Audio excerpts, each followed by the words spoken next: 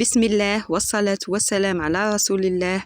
السلام عليكم ورحمة الله تعالى وبركاته. الشوفلور ولا البروكولي ولا كما نقولوا له حنا البراكلو،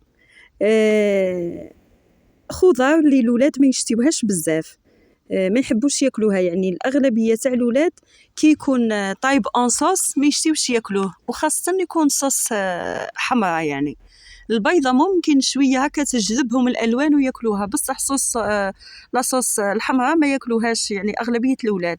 نضطروا انه نطيبوا لهم هذا الخضار بالحيل. يعني كل خطره لازم كيفاش نبدلوا، كل خطره كيفاش ننوعوا، لازم نحطوا معاهم خضار اللي فيها شويه الوان هكا باش تعطيهم وياكلوها.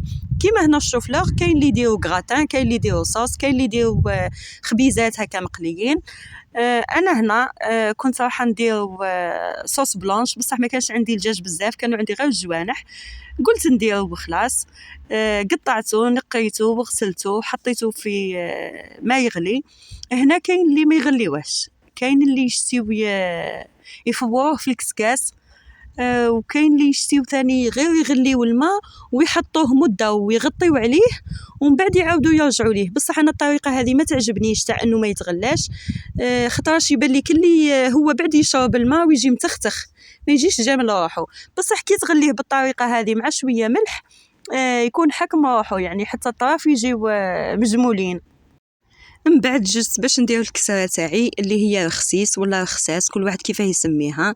سميد، ملح، خميره، سينوج، شويه سكر والزيت طبعا. تبليها شويه بيبوسه هكا ومن بعد تعجنيها شويه وتغطيها تخليها ترتاح، ومن بعد تعاودي ترجعي لها تدلكيها غير شويه برك وتعمليها لوزات تخليها ترتاح، ومن بعد تحليها بالقناط ولا بيدك. انا بصراحه نحلها بالقناط باش هكا تجيني معدوله، ما نعرفش نخدم بلا بيه. كون نخدمها بيدي يبان لي تجيني مستطيل ولا مربع. صديقي الابدي، هنا كنت نتسابق انا والوقت باسكو راح الحال على العشاء. هاي الكسره تاعي كيفاش طابت على الكيف، جات حمراء ثاني تهبل. والنوع تاع الطاجين يلعب دور يعني باش الكسره تكسب هذا اللون.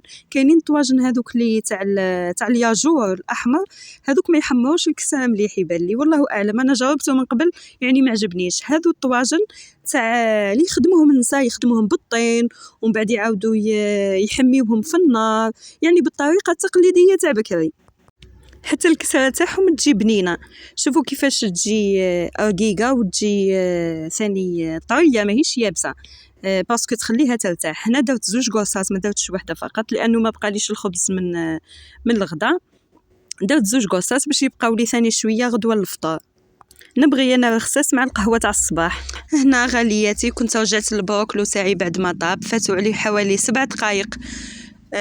صفيته وجست ما صفيته درت عليه شويه الماء البارد باش نحبس له لا كويسونس، خاطر شكون يقعد هكاك سخون يزيد يكمل لي طيب ويولي طري، يعني ما يحكمش روحو. بصح كي تحبسي له لا كويسونس بالماء راح ثم يبرد. هنا جست ندير له هاد الماريناد ولا هاد الخلطه كيما نسميوها تاع البيض باش نغطسو فيها كي نعود راح نقليه. هنا درت 4 بيضات، درت المعدنوس، ملح، فلفل كحل، توابل، فلفل الاحمر، كل واحد كيفاش يشتي ينكه هذه الخلطه تاعو. بعد ما نخلطها مليح نزيد لها شويه فرينه حوالي 2 مغارف ولا 3. كاين اللي يزيدوا فيها هنا شويه ماء وكاين اللي يزيدوا فيها شويه حليب، انا ما نزيد لها حتى حاجه، نخليها غير بيض برك. غير لا كان جاني مثلا البيضات صغار ولا كان ما عنديش ولا نزيد لها شويه حليب. بالطريقه هذه. كاين خطره شفت في واحد الفيديو واحد الاخت كانت عملته ثاني بالطريقه هذه تاعي. واش هو كي وصلت للمرحله هذه ما دارتش خلطه كيما هكا كلشي في بعضها، دارت البيض وحده وخلطاته مع التوابل والمعدنوس ومن بعد حطت الشابلور. وقالت تقدروا في بلاصه ما تغطسوا في البيض ومن بعد تزيدوا في الشابلور ومن بعد تقليو، تقدروا الشابلور هذاك تحطوه في بلاصه الفارينه كيما حنا في تما في بلاصه ما تحطي الفارينه تحطي الشابلور تاعك وتحركيه ومن بعد تغطسي وتقليه مباشره. كاش نهار نجربها. هنا جيت نقليه، داوت الزيت تاعي تسخن، ما كثرتش الزيت في المقله باسكو يكحالي خي شفتوه الزيت اللي نقليو فيه الشوفلور يفسد، يعني ما نقدروش نستعملوه في حاجه واحده اخرى.